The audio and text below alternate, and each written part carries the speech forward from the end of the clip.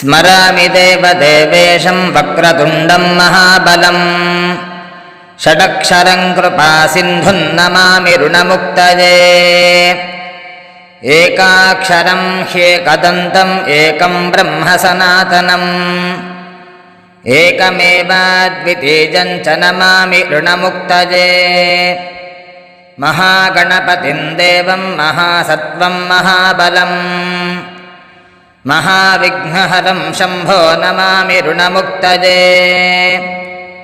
कृष्णाम्बरं कृष्णवर्णं कृष्णगन्धानुलेपनं कृष्णसर्पोपवीतं च नमामि ऋणमुक्तये रक्ताम्बरं रक्तवर्णं रक्तगन्धानुलेपनं